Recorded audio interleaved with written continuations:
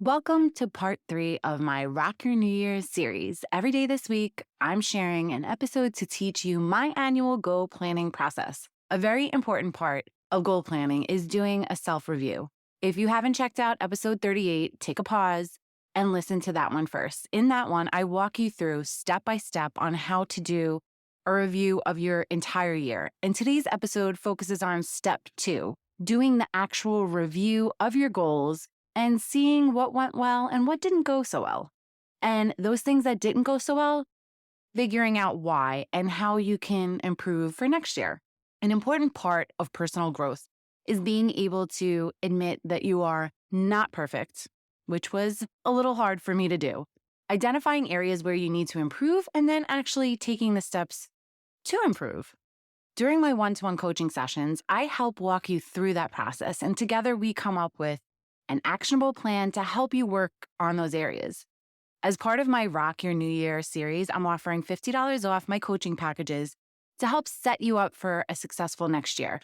You can purchase a package through the link in my show notes or check out my website at momwifecareerlife.com. Are you feeling overwhelmed trying to juggle all the many hats you wear as a working mom? Do you want more quality time with your family without distraction of work and time alone to take care of yourself and your needs? Welcome to Mom Wife Career Life. I'm Kerri, a wife, mom of 3, and a recovering perfectionist. In this podcast, I will teach you how to create balance in your life by implementing healthy habits, organizing your home and your schedule, being intentional with your time and in your relationships, and most importantly, how to start putting your needs first because no one can pour from an empty cup. Grab that second cup of coffee, or if you're anything like me, your third.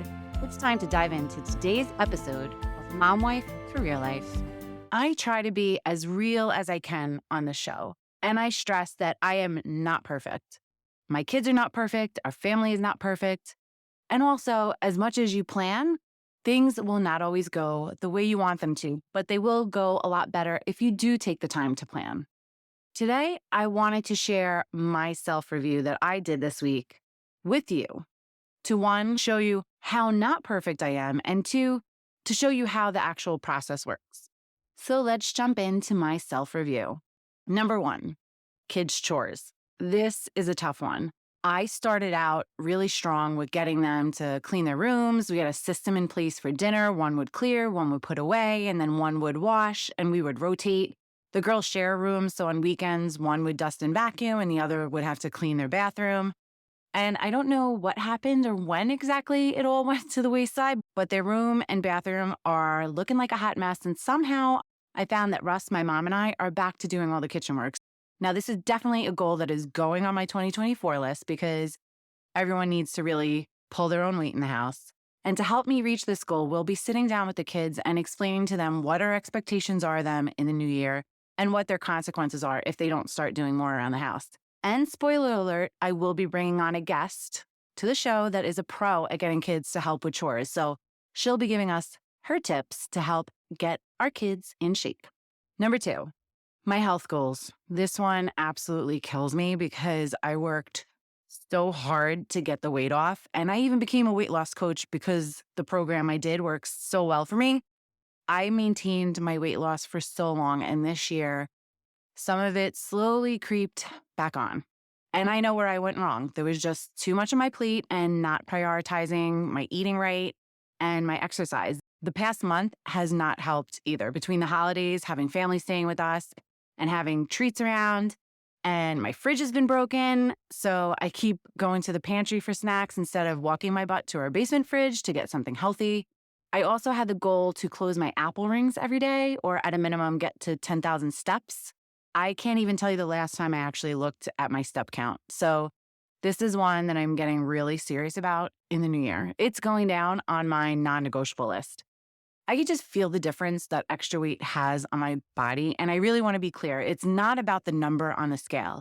It's about how I feel in my clothes, and my dermatographia, which is my autoimmune disease, has been seriously flaring up. So I really want to start eliminating certain foods, sugar being one of them, to see if that actually helps.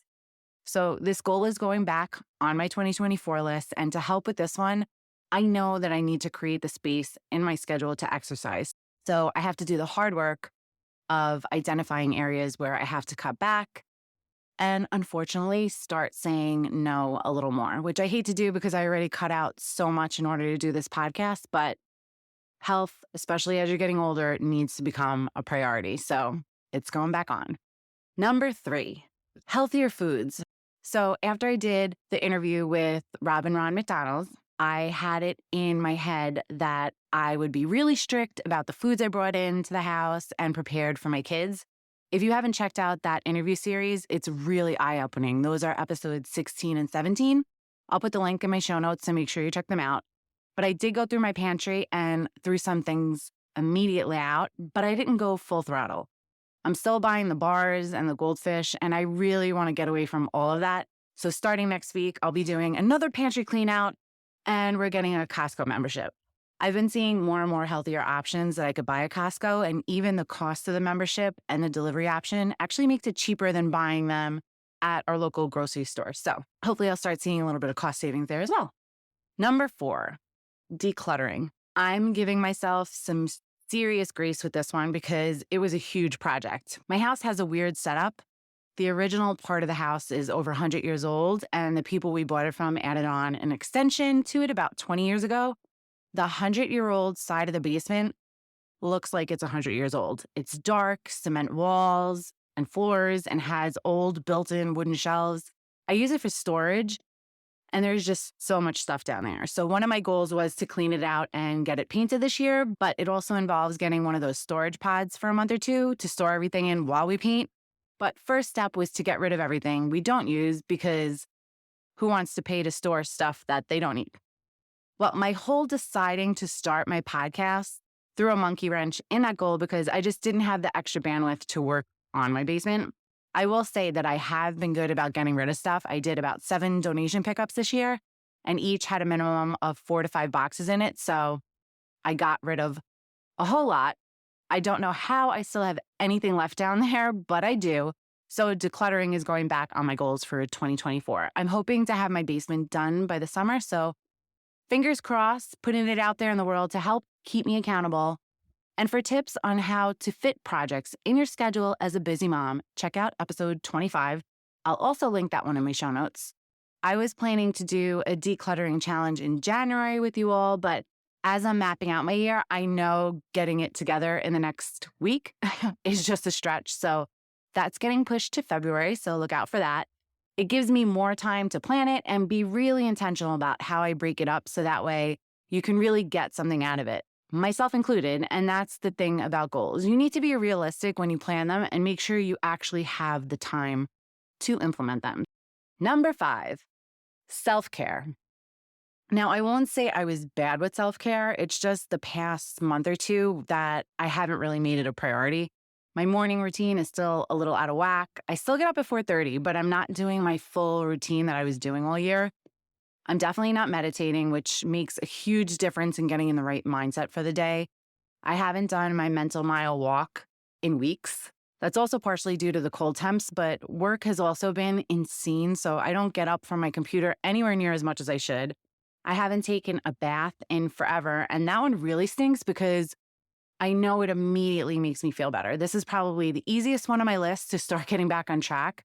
I'm already getting up early. It's just a matter of putting everything that I want to do in my morning routine in one place so I can just jump from one thing to the next thing and squeeze it all in before the kids actually get up. Number 6, my skincare routine. Another confession, and this is kind of an embarrassing one. I've gotten a little lazy with washing my face at night. And I know how important it is, and I have terrible skin, so it really should be a priority for me. When I'm feeling really lazy, I do use a makeup wipe remover, but I will admit that there were nights where I didn't even do that. So gross, I know. So that's back on my 2024 list. For this one, I'm actually gonna try to have a habit tracker in my bathroom that I have to check off nightly, so it's an in-my-face reminder to stop being lazy. I'll let you know how that one works out. And last on my list, number 7, the passive back and forth journals with the kids. I ended up getting them for all 3 kids, and we were doing so well with them. But a month into school, they all kind of came to a standstill, which I'm definitely sad about because we were really getting into them. The girls' journals are for older kids, so those take a lot longer for me to write in. It's hard with 3 kids and 3 journals, but they are definitely worth the time. So I'm going to build that into my nighttime routine to write just a little bit and maybe not fill out an entire page of prompts if I don't have the time. Just a little bit here and there is better than not doing them at all. So those are the areas where I fell a little short in 2023. Now I want you to do the same process. Think of the goals you mentally set out for yourself this year and where you are with them. And be honest with yourself. You're never going to grow if you can't do this process. I would love to hear how you did with this one. Head on over to our free Facebook community and let's chat about it. Sending you so much love and light until next time on Mom Wife Career Life with Kerri Pat. Before you go, if you found this podcast helpful, I would be so grateful if you would take a minute, go on over to iTunes and leave me a review. If you have other stressed out mamas in your life that you feel this podcast could help, take a screenshot of this episode, post it in your Instagram stories, and tag me, and let them know they are not alone and they can create balance in their life too. If there's a topic you would like me to cover or you just want to connect, DM me on Instagram at mom.wife.career.life or join our new Facebook community. Sending you love and light until next time on the Mom Wife Career Life podcast with Kerri Pat.